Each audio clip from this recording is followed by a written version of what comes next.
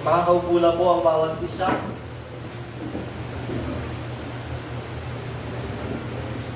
Noong nakaraang buwan po ay pinatawag ng Senado si dating Pangulong Duterte regarding po doon sa war on drugs na marami hong namatay at siya ay kaniyang pinapanagot o binibigyan nila ng mga suwestyon kung dapat bang kasuhan o hindi ang dating Pangulong Duterte. At dito, sinabi niya na ginawa niya lang iyon dahil sa pagmamahal niya sa kanyang bayan at ginagampanan niya lang ang tungkulin niya bilang presidente ng Pilipinas. Totoo naman yun. At tayo naman bilang mamamayan sa lugar na ito, nakita natin kung paano tayo nag-benefits doon sa pamumuno ng dati nating Pangulo.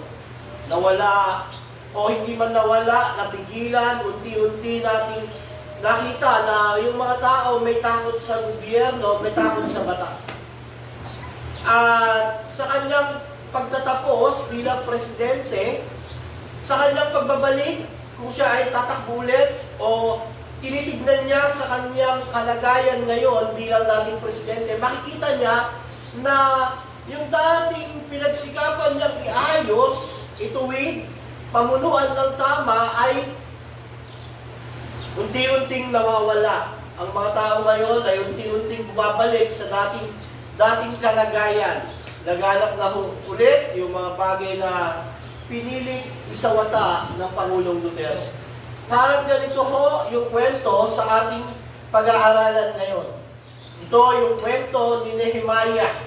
Bagamat ang series natin ay Matthew, huminto muna tayo ngayong araw para ipahatid yung isang napakahalagang mensahe.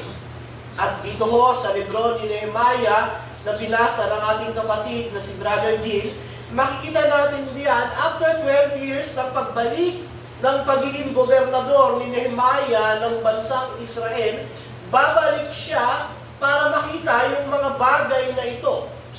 Sa binasa diyan, sa chapter 15, nakita raw ni Nehemiah yung mga taga-Juda na nagpipisa ng ubas sa araw ng Sabat. May nagkakarga ng mga asno, trigo, alak, ubas. Kaya ang ginawa niya, binalaan niya ang mga ito tungkol sa pagbabawal sa pagtitinda sa araw ng pamamahinga. Sa 16, ang mga taga-Tiro daw na nasa lungsod ay nagdadala ng isda at lahat ng uri ng paninda. Dahil dito, pinagalitan naman ni Nehemiah yung namumuno sa Juda. Sinabihan niya na masama yung ginagawa nila at binalaan niya sa kanila. Sinabi niya na kaya winasak ang bansang Israel, ang Jerusalem, dahil sa mismong kasalanan iyon. Sa 19, iniutos niya na pagsapit ng araw ng pamamahinga, isarado ang pintuan ng lungsod bago lumubog ang araw at huwag buksan hanggang hindi natatapos ang araw ng pamamahinga.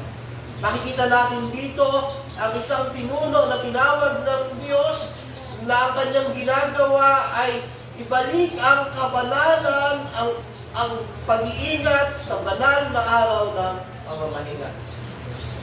Sa pilasong konteksto.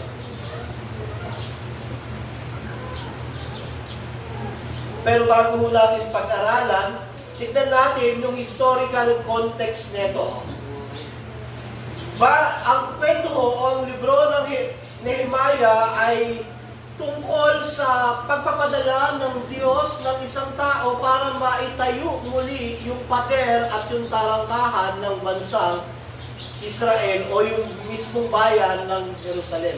Bakit? Kung maalala ho natin, babalikan natin sa Mosaic Covenant, binalaan ng Diyos ang mga Israelita sa Levitico na dapat huwag silang sasaway o susuway sa kasunduan nila sa Diyos.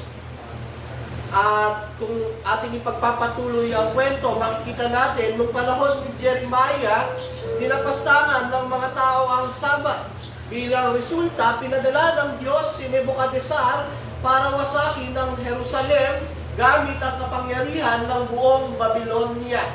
Kaya nga ho, noong 597, 587 BC, sinakop ni Nebuchadnezzar ang bansang Israel, winasak ang pader, sinunog ang buong bayan at dinalang bihag ang mamamayan sa Babylonia ng 70 years. Mabasa natin yan sa Daniel chapter 1, 1-2. Bakit ginamit ng Diyos si Nebuchadnezzar para wasakin ang bansang Israel dahil sa mga kasalanan nila? Pagdating ho ng 539 BC, tinalo ni Cyrus the Great yung king ng Persia ang Babylonia. At pagdating ng 538, pinayagan na ni Cyrus makabalik ang mga Hudyo na dinalang bihag sa kanilang bansa. Ito ho yung mababasa natin na katuparan ng Jeremiah 29:11 na ang pangako ng Diyos ay meron siyang magandang plano sa mga Israelita na ma-exile sa Babylonia. After 16 years, pinili ng Diyos si Zechariah at Haggai para itayo ang templo ng Israel. After 60 years, pinili ng Diyos si Ezra para iayos ang moral at spiritual ng mga tao. 90 years after ng pagkanilang pagbabalik doon sa Israel, wasak pa rin ang pader at pintuan ng templo. At tinawag mo ng Diyos si Nehemiah para iayos ang pader, tarangkahan ng Jerusalem. So sa loob ng 12 taon, si Nehemiah ay tumayong gobernador at pinuno ng mga Israelita. Kung babasahin nyo yung libro ng Nehemiah, chapter 1-13, siya ay pinili at tinalaga ng Diyos sa isang layunin, itayo ang pader at tarangkahan ng bansang Israel. So during 12 years ng pamumuno ni Nehemiah, naitatag ang pader, naitayo muli ang tarangkahan ng pinto ng Jerusalem. At dito ho, naiayos ang kanilang moral, at ganun din ang kanilang espiritualidad. Pero binabalik ho si Nehemiah ng hari ng Persia para maging cupbearer. So umalis si Nehemiah after 12 years ng pamumuno sa Israel, bumalik siya sa Persia bilang cupbearer sa loob ng ilang panahon. At sa kanyang pagbabalik, aabutan niya yung binasa natin sa chapter 13. Pagbalik ni Nehemiah mula sa pagkatawag sa kanya ng hari ng Persia, ang naabutan niya yung eksena sa chapter 13. Wicked, compromise ang mga pinuno ng Israel, sila mismo ang pasimuno sa pagsuway. Hindi nila tinupad yung commitment nila sa Diyos. Mababasa natin sa chapter 10 ng Nehemiah yung tungkol sa mixed marriage, pagbibigay ng offering, pangangalaga sa Levita sa templo, at higit sa lahat yung paggalang sa araw ng pamamahinga. Sa pagbabalik ni Nehemiah sa bayan niya mula sa Persia, makikita niya ang mga tao dito hindi na ginagalang ang araw ng pamamahinga, at nakikita niya kung paano ang mga Israelita na na-exile ng 70 years at nakabalik after 90 years, na ayos lahat. Ilang panahon lang siyang nawala, bumabalik sa dati nilang kalagayan, na yung kalagayan ngayon ang nagdala sa kanila sa paghatol at pagpaparusa ng Diyos. Sa kanyang pagbabalik, sinuway niya sila lahat. Sabi ni Nehemiah sa kanila, binalaan niya at kung maaari, kanya silang sasaktan. At sa binasa mo natin, nakakalungkot, subalit ganun din ang kalagayan ng iglesia ngayon. Weak, worldly, nakakompromiso. Madami ngayon, mga miyembro ng simbahan o mismo mga leader ng simbahan ang walang alam sa salita ng Diyos. Kung babalik ang Panginoong Jesucristo, maaabutan niya yung kalagayan na naabutan niya nung panahon niya. Sa mismong simbahan niya o sa mismong church niya nangyayari. Sinasawalang bahala ang araw ng pagsamba o araw ng pamamahinga. Maraming Kristiyano, ang buhay ngayon ay hindi na nakasentro sa kahalagahan ng salita ng Diyos at gospel. Karamihan, motivational speaking, prosperity gospel, priority ngayon, halos ng mga church, yung tao, hindi na ang Diyos. Kaya nga ho, nakakalungkot. Pero, ang talatang binasa natin at pinag-aaralan o pag-aaralan ngayong umagang ito ay magtuturo sa atin kung paano dapat pahalagahan ng araw ng Panginoon. Ngayong umagang ito, mga kapatid, turuan nawa tayo ng ating Diyos sa pamamagitan ng libro ni Nehemiah para igalang at mahalin ang araw ng Panginoon. Ang araw ng Panginoon po ay ang kapahingahan para sa mga mananampalataya. Meron lamang ho 3 puntos mula doon sa Nehemiah chapter 13. Una ho, pagpapaalala sa araw ng Panginoon. Pangalawa, ang parusa sa paglabag sa araw ng Panginoon. Pangatlo, paninindigan para sa araw ng Panginoon. Simulan natin ang ating pag-aaral sa unang bahagi o unang puntos ng ating mensahe ngayong umaga. Pagpapaalala sa araw ng Panginoon. Sa chapter 10 po ng 15 ng Nehemiah, chapter 13 verse 15, sabi diyan, noon ko rin nakita na ang mga taga-Juda ay nagpipisa ng ubas sa araw ng pamamahinga. Meron din namang mga nagkakarga sa mga asno ng mga trigo, alak, ubas, igos at ibang bagay at binadala sa Jerusalem. Binalaan ko sila na huwag magtinda ng anuman sa araw ng pamamahinga. Ang mga taga-Tiro na nasa lungsod ay nagdadala naman ng isda at lahat ng uri ng paninda. At sa araw din ng pamamahinga nila pinagbibili sa mga taga-Juda na nasa Jerusalem. Dahil dito, pinagalitan ko ang mga namumuno sa Juda. Pinagsabihan ko sila, masama ang ginagawa ninyong ito, nilalapastangan ninyo ang araw ng pamamahinga. 70 years of exile ang naranasan ng bansang Israel at mga mamamayan nito noong panahon ni Haring Nebuchadnezzar. 90 years na silang nakakabalik, naging 12 years na gobernador si Nehemiah, sinikap niyang iayos muli ang moralidad at spiritual na buhay ng mga mananampalatayang Israelita noong panahon na yun. At ang aabutan niya sa kanyang pagkawala ay ang mga tao hindi ginagalang ang araw ng pamamahinga. Makikita natin sa ating binasa, yung mga tao nung naabutan ni Nehemiah mula sa kanyang pagbabalik galing Persia, araw ng pamamahinga, nagpipisa ng ubas, yung iba nagdinegosyo, nagtatrabaho. Naabutan niya yung mga tao nung panahon ngayon, hindi sapat sa kanilang 6 na araw na paghahanap buhay. Hindi sapat sa kanila yung 6 na araw na kapagalan, pagtatrabaho, at sa ikapitong araw, nakita ni Nehemiah na yung mga tao ay nagtatrabaho pa rin, nagpapagal sa araw ng Sabat. Naabutan niya na binabiolate ng mga Israelita na kanyang pinagsikapang ituwid ang moralidad at espiritualidad na nilalapastangan yung araw ng Sabat ng panahon niya.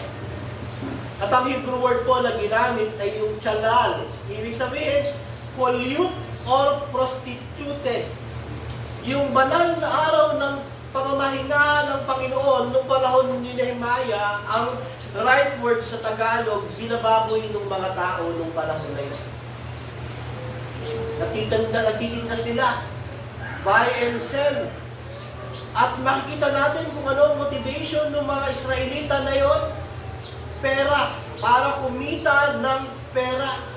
At hindi nila naalala na kaya winasak ang bansa nila, pinadala si Nebuchadnezzar sa reason kasama yung pag-violate sa Sabat.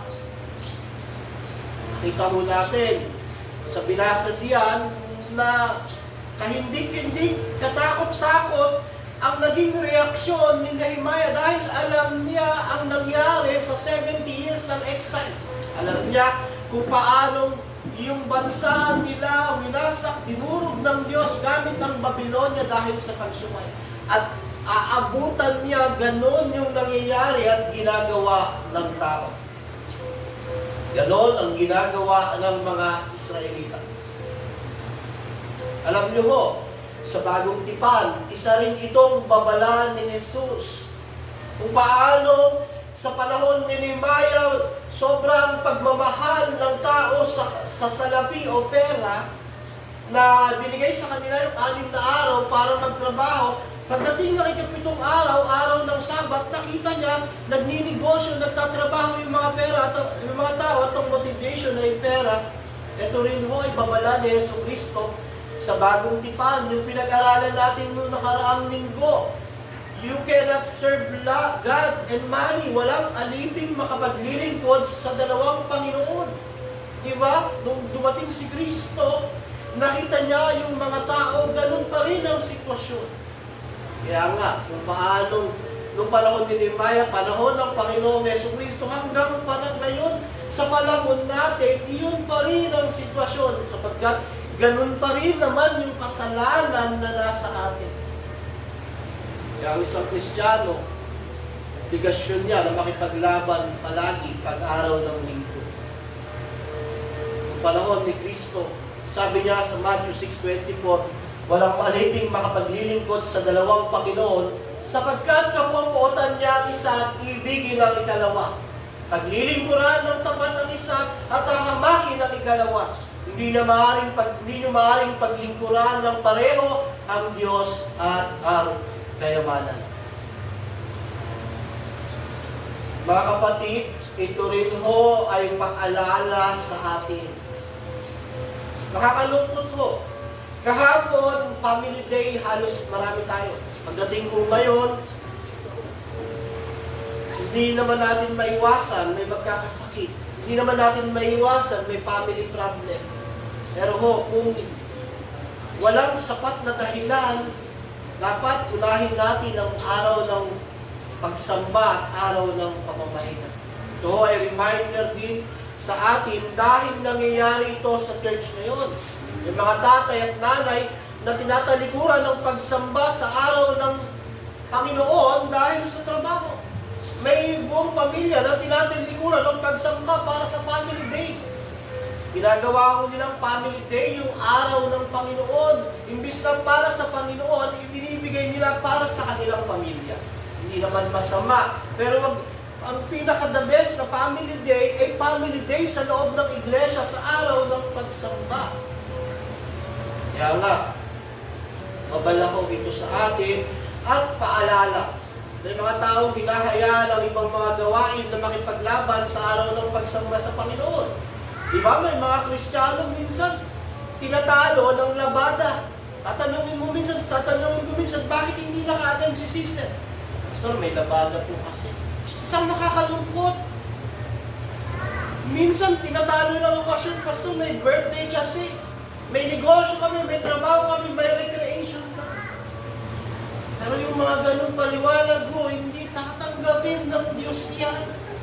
Hindi sapat na dahilan yan para hindi ka makadalo sa itinalagang araw ng pagsamba at araw ng kapahingahan ng mga mananampalataya. Kaya matyaga akong pinapaalala sa inyo, mga minamahal mong kapatid. Igalang natin, itangit natin ang araw ng linggo. Ang araw ng linggo ay hindi yung ordinaryong araw. Ito ang pinakamahalagang araw dapat para sa atin. At makita natin, ganun ang ginawa ni Nehemiah. Binalaan niya, pinagalitan niya ang mga Israelita noong panahon niya. Ang mapagmahal mo na leader, gagawin niyo. Ganun din ang mapagmahal na pastor. Paalalahanan ang mga mananampalataya na dapat itangi, pabanalin, igalang, iprioridad ang araw ng pagsamba sa Diyos. Yung sinasabi ko ito, hindi para saktan kayo, para sa ikabubuti. Ngayon din sa mga kapatid natin na lumiliban pag-araw ng pamamahinga. Marapat na balaan kagalitan ng mga taong lumalabag sa utos ng Diyos at panumbalikin sila sa pagsisisi. Tandaan natin mga minamahal kong kapatid, napakahalaga ng araw ng pagsamba. Hindi natin ito pwedeng baliwalain. Sabi ng Santiago, chapter 5, verse 20, ito ang tandaan ninyo. Sino mang makapagpabalik sa isang makasalanan mula sa kanyang maling pamumuhay ay nagliligtas ng isang kaluluwa sa kamatayan at nagpapawi ng maraming kasalanan. Mas maganda ho na sabihin natin sa kanila kung sila ay nakakalimot, lumiliban, paalalahanan natin sila. Kung paano sa teksto natin binasa, pinaalalahanan ni Nehemiah yung mga Israelita na nung panahon na yon, pinapriority, kulang ang isang araw para sa kanila. Ay kulang ang 6 na araw para sa kanilang pagtatrabaho, pagninegosyo. Pati yung 7 araw, kanilang ginagamit para sa negosyo. Ganon din po sa atin, mga minamahal kong kapatid. Ang ating point, nabubuhay tayo ngayon bilang mananampalataya ni Kristo sa araw ng kapahingahan na linggo. Linggo ang ating pagsamba. Kung paanong sa lumang tipan ay Sabado, nung napulpil ng Panginoong Jesucristo sa bagong tipan, naging linggo. Kung paanong sa lumang tipan, 6 na araw sila nagtatrabaho, sa 7 araw magpapahinga. Tayo sa bagong tipan, unang araw pa lang nagpapahinga na tayo. Gaano kabiyaya ang ginawa ng Diyos sa pamamagitan ng Panginoong Jesucristo. Kung sila 6 na araw magtatrabaho para magpahinga, sa atin sa bagong tipan dahil napulpil na ni Kristo ang lahat ng kailangan sa lumang tipan, sa bagong tipan, tuwing linggo na tayo sumasamba unang araw. Bago tayo dumako sa 6 na araw ng pagtatrabaho, meron tayong unang araw kapahingahan sa piling ng ating Diyos.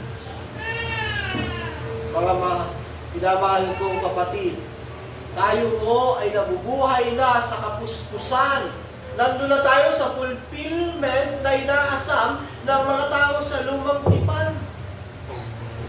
Kung ikukumpara natin yung araw ng Sabado sa Linggo, nandun tayo sa kapuspusan, kaya dapat nating igalang, itangi, at huwag kakaligtaan yung ating mga pagtitipon. Ang challenge sa atin, mga kapatid, igalang at pabanali ng araw ng Panginoon. Huwag nating i-neglect o yung ginamit na Hebrew word sa natsalal, huwag nating babuin yung araw ng pamamahinga. Yung araw ng pagsamba. Every time na ninineglect natin, kinokorrupt natin, pinoprostitute natin yung araw ng linggo. Sa Tagalog ko, binababoy natin. Hindi ho maganda yun, hindi ho tama kung binabaliwala natin yung araw ng pagsamba. Walang mas mahalagang araw sa loob ng isang linggo, kundi yung unang araw ng linggo. Dahil yung unang araw ng linggo, iyon ang araw nating pagsamba doon sa Diyos na tumubos sa atin mula sa ating mga kasalanan. Sa Kristo na nagpalaya sa atin mula sa kasalanan na hindi natin kayang lumaya. Sa Kristo na namatay na bayubay sa krus ng Kalbaryo para sa atin. Hindi sapat na dahilan ang anumang dahilan para i-neglect natin yun. Kaya nga ako, paalala para sa araw ng Panginoon. Pangalawa ho, ang parusa sa paglabag sa araw ng Panginoon. Mababasa natin sa 18, ito mismo ang dahilan kaya pinarusahan ng Diyos ang inyong mga ninuno at winasak ang lungsod na ito.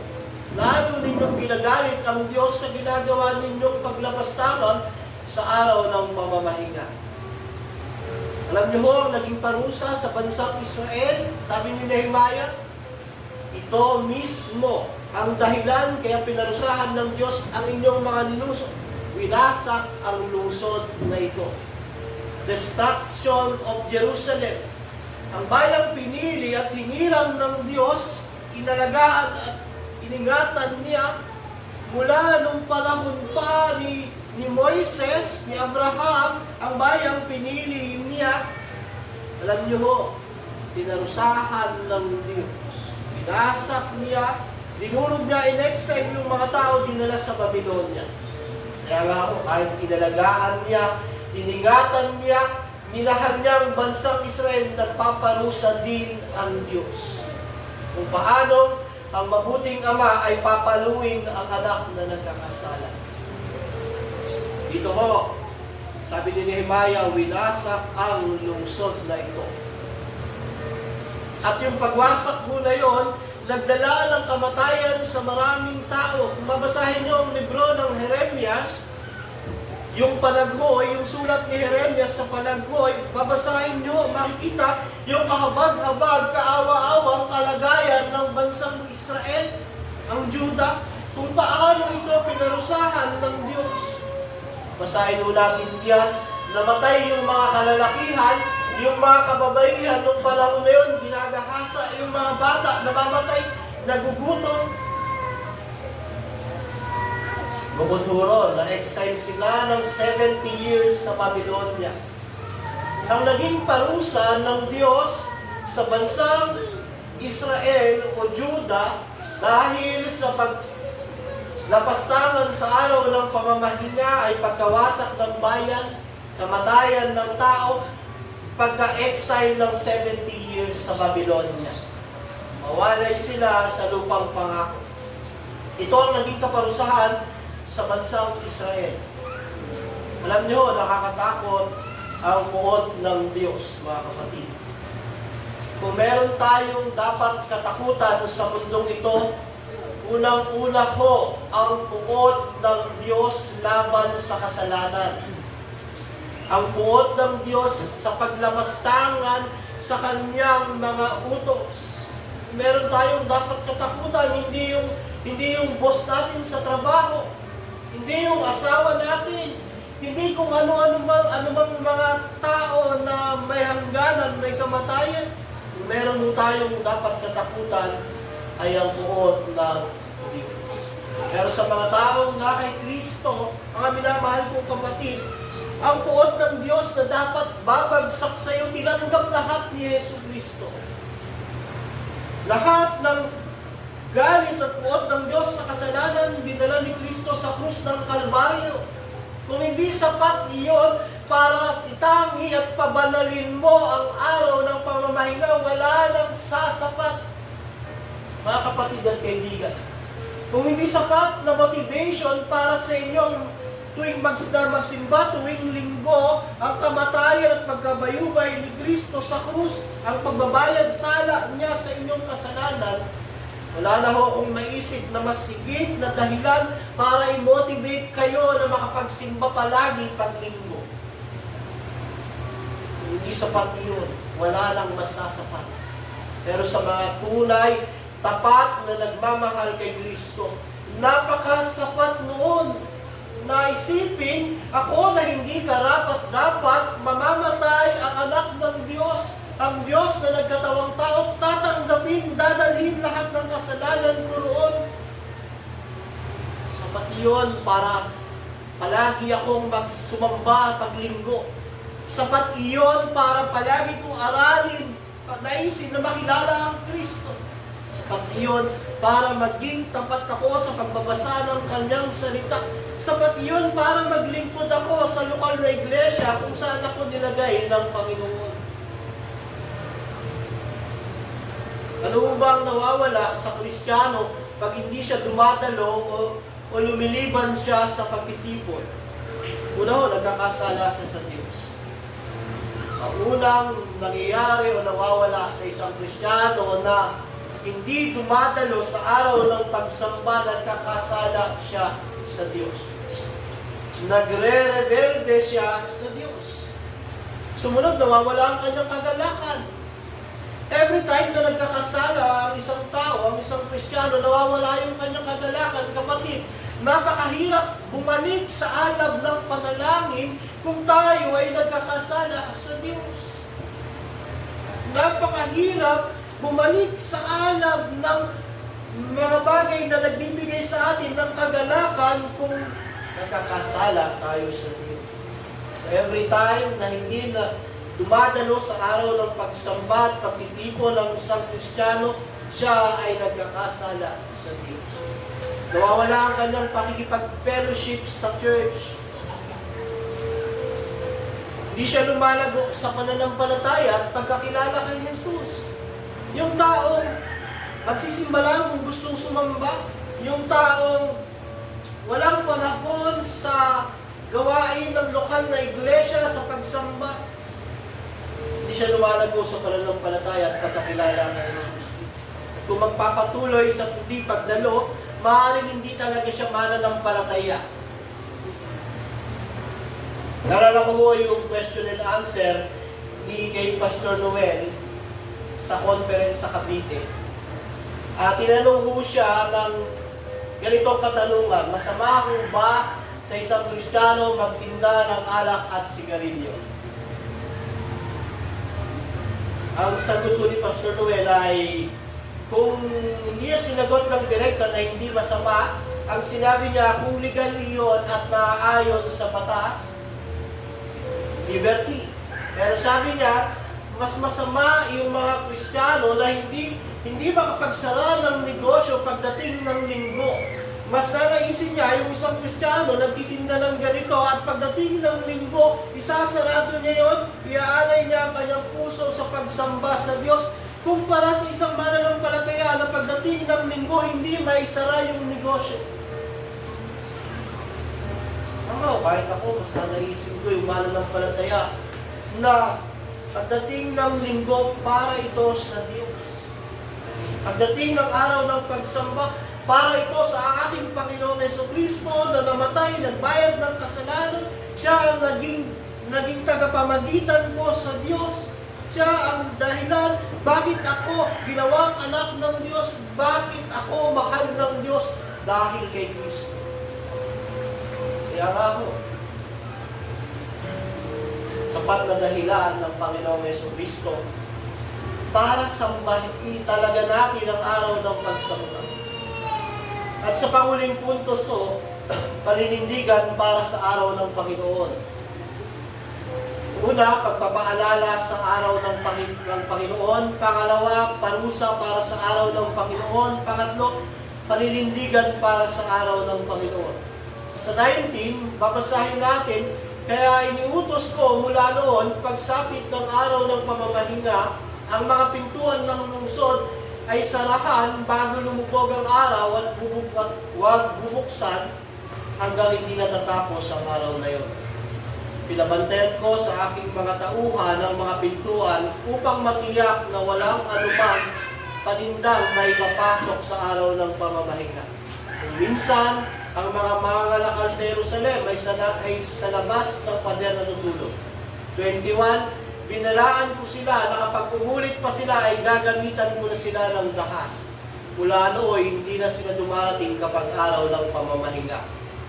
Inutos ko sa mga Levita na dapat nilang linisin ang kanilang sarili ayon sa kautusan at magbantay sa pinto upang maingatang banal ang araw ng pamamahinga.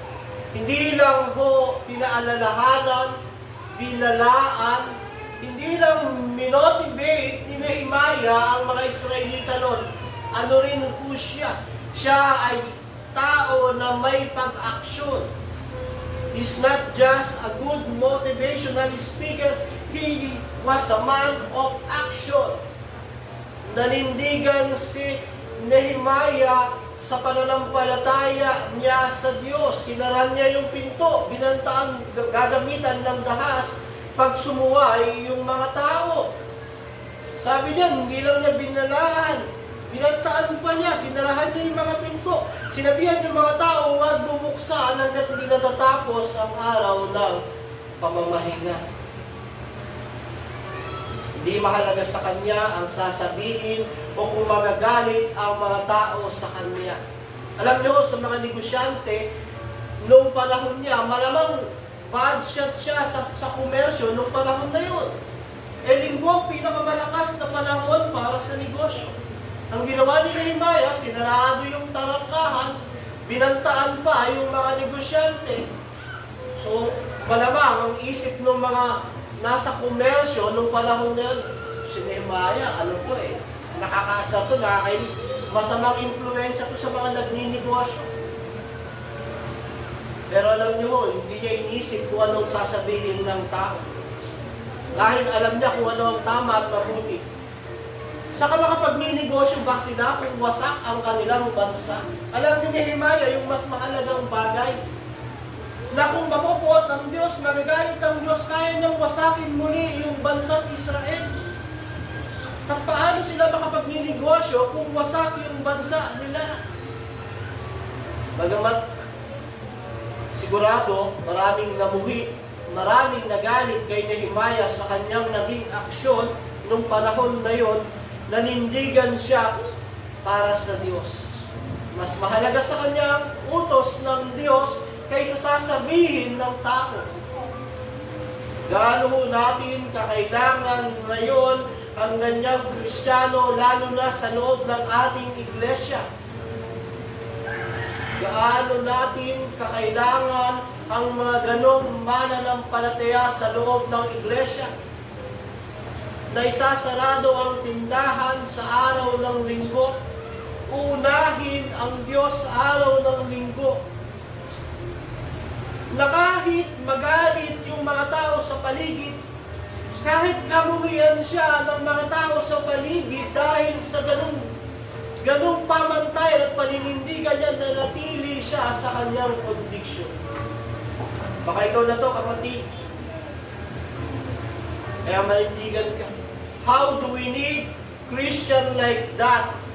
Hindi lang sa ating iglesia, sa buong mundo, sa buong Pilipinas, sa loob, sa lahat ng church, kailangan yung mga ganitong Kristiyano. Kagaya ni Nehemiah. Isang Kristiyanong may paninindigan pagdating sa utos at salita ng Diyos. Ginawa mo yan. Marami naman talagang Kristiyano niyan. Si Polycarp, nung siya ay bantaan, napapatayin, at para ang gagawin niya lang, itatakwi ng Kristo, ang Panginoong Jesucristo, sasampalataya sa Diyos ng mga Romano, mas pinili niyang mamatay.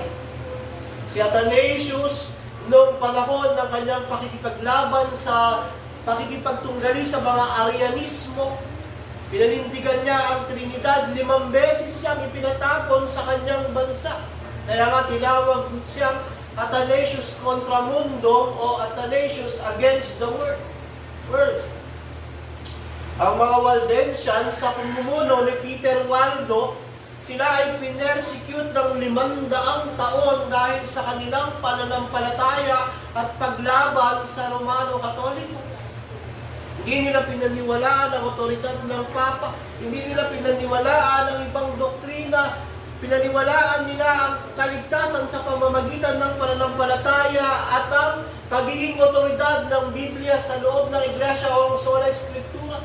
500 taon, pinersecute ang mga Waldensians. Si John Huss, sinunog siya ng buhay dahil sa kanyang pananampalataya sa Panginoong Jesucristo. Tungkol sa kaligtasan sa pamamagitan ng pananampalataya lamang at hindi kung anuman naturo mula sa loob ng tradisyon. Si John Wycliffe, pinersecute dahil sa kanyang pagsasalin ng Biblia. Ngayon din si Martin Luther, si John Calvin. Ito yung mga Kristiyano na naranasan ang pag-persecute dahil sa pagsunod sa Diyos. Kaya pag susunod ka sa Panginoong Jesucristo, hindi ka makakaiwas sa mga bagay na iyan, kapatid. At alam ko, nararanasan natin yan. Mag-iisang taon na tayo sa pagbabago dito sa loob ng ating iglesia. Marami lang tayong unti-unting nabago. Marami rin tayong naririnig, nararanasan na minsan parang na-excommunicate ang ating iglesia. Pero kailangan natin manindigan sa salita ng Diyos. Kahit maubos ang ating miyembro, kahit 10 lang ang matira, maninindigan tayo kung ano ang tinuturo ng Biblia. Kasi pagdating ng panahon, isa-isa ho tayong haharap sa Diyos. Isa-isa tayong magsusulit sa Diyos. Walang makakatulong sa atin kundi ang salita ng Diyos. Kung paano tayong naging tapat na nindigan dito sa pananampalataya sa ating Panginoong Yesus. Nakita natin si Nehemiah ang kanyang pagmamalasakit sa mga Israelita. Bagamat very hard, sinarado yung pinto, binantaan, gagamitan ng dahas, totoong pagmamalasakit at pagtutuwid iyon. Ang totoong pagmamalasakit po minsan masakit. May mga maririnig tayo na hindi natin gustong marinig. Itutuwid tayo sa mga baluktot nating kaisipan at paniniwala, pero kung ito ay ayon sa Biblia, para ito sa ikabubuti natin, mga kapatid. Maraming pastor who cares for your soul will not say what you want.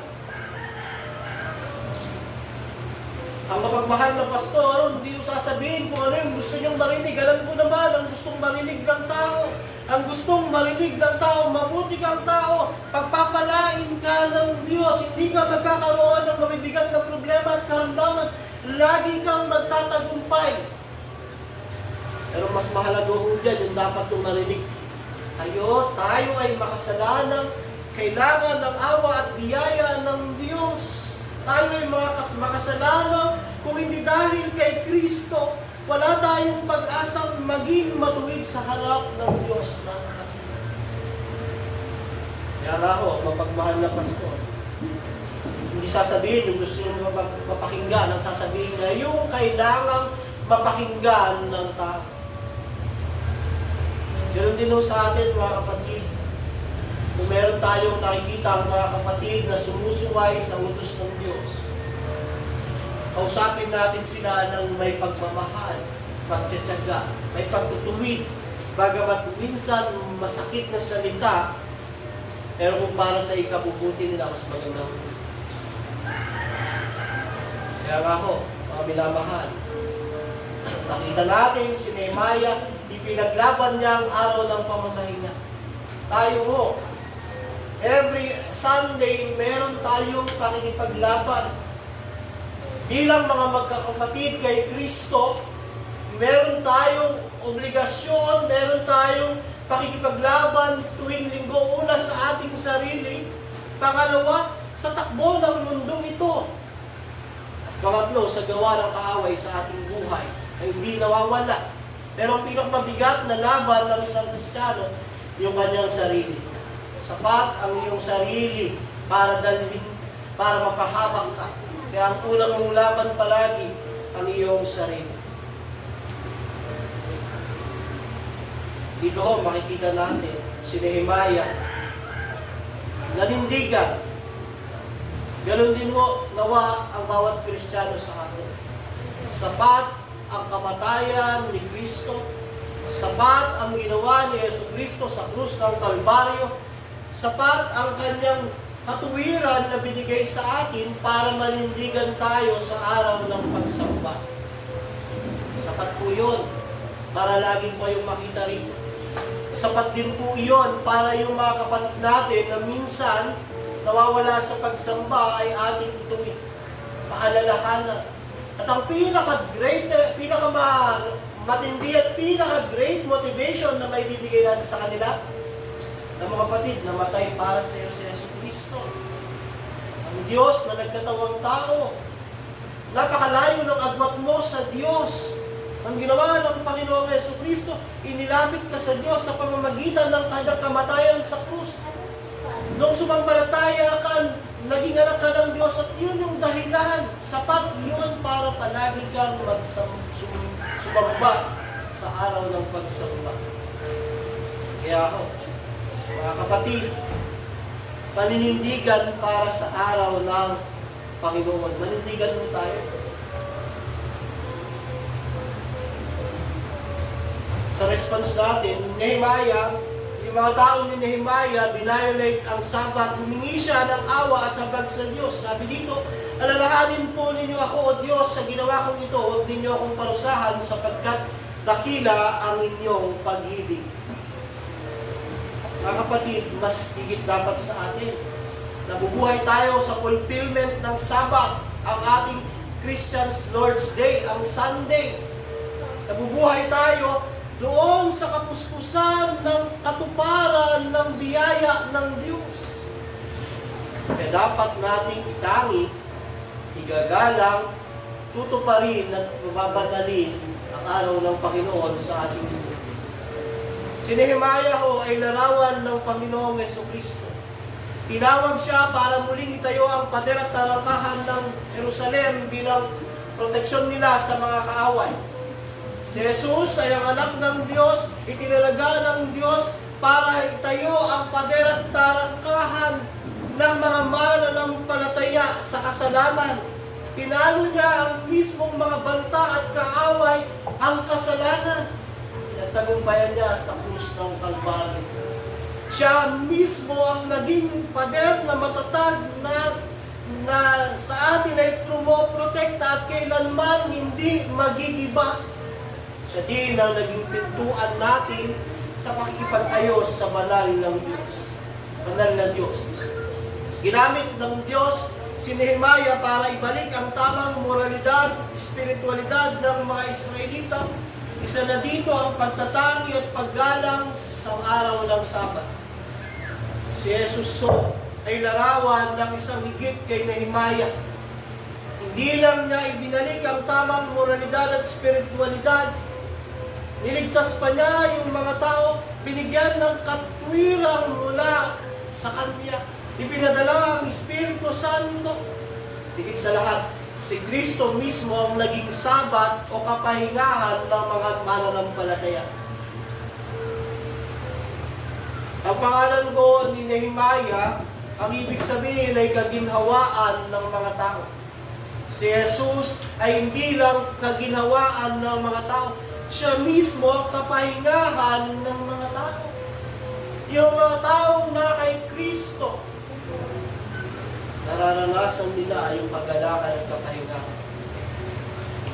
Lalo higit sa araw ng linggo, sa araw ng pagsamba. Kaya nga ho, si Jesus ang larawan, si Nehemiah ang larawan ng dakila at makapangyarihang Panginoon at tagapagligtas natin. Sa ating conclusion, napag-aralan natin sa Nehemiah chapter 13, verse 15 to 22, yung pagpapaalala sa araw ng Panginoon. Ang parusa sa paglabag sa araw ng Panginoon.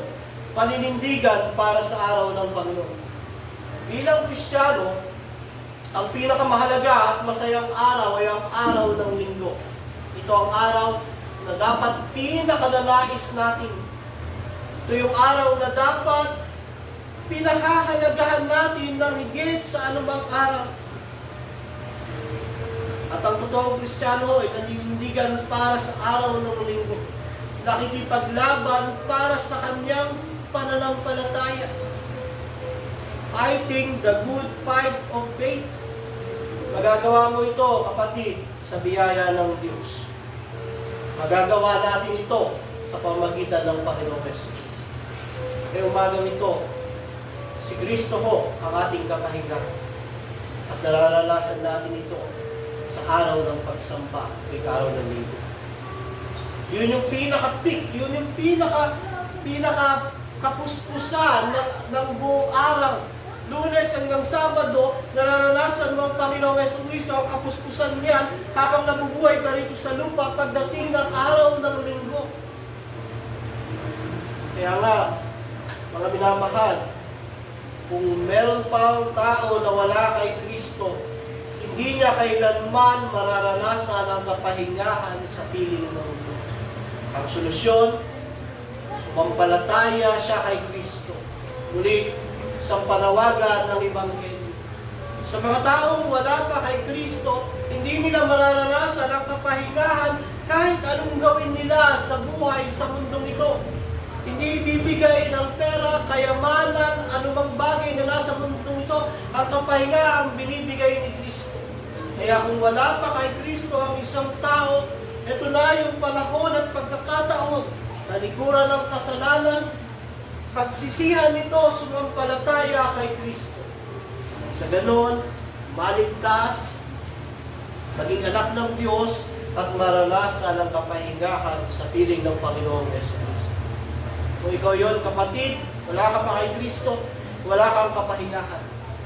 Kung nais mong maranasan ang kapahingahan, nararanasan ng mga totoong mananampalataya, kapahingahan hindi kayang bilhin ng pera, kapahingahan hindi kayang ibigay ng mundo, talikuran mo ang kasalanan mo, sumampalataya ka kay Kristo, ibigay ng Diyos ang kapahingahang sapat, kapahingahang may kagalakan.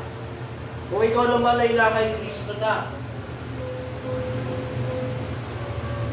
panindigan mo tayo sa araw ng pagsamba, papadalin natin ito. Mas lalo tayong maging maalam ni Kristo. Maging motivation mo tayo ng mga kapwa natin mananampalataya para dumalo sa linggo. Bago tayo maging discouragement ng mga kapwa natin mananampalataya para hindi sila makadalo. Instead, dapat tayo bilang mga kasama sa loob ng iglesia, maging motivation tayo. Alam nyo, malaking motivation yung naging meeting natin kahapon. Nagkaroon tayo ng botohan kung itutuloy natin ang church membership. 80% ang nag-agree, 20% lang hindi. Bagamat may agam-agam ako nung una kung tatanggapin ng mga tao, pero sa mga bumoto naman, 80% naman. Dahil nga, naging maayos ang butuhan na yan, tutuloy na ho natin ngayong taon. Ano man yung mangyari, kailangan nating manindigan sa salita ng Diyos. Kailangan natin iayos yung binigay sa ating obligasyon sa loob ng iglesia. At una po diyan, yung ating pagsamba, mga minamahal kong kapatid. Manindigan tayo para sa araw ng Sabat. Nawa, ang libro ng Nehemiah ay may tinuro sa atin. Bagamat mabigat ang lesson ngayon, nawa ay naging pagpapala pa rin sa mga mananampalataya ng Panginoong Yesu-Kristo ang kanyang mensahe.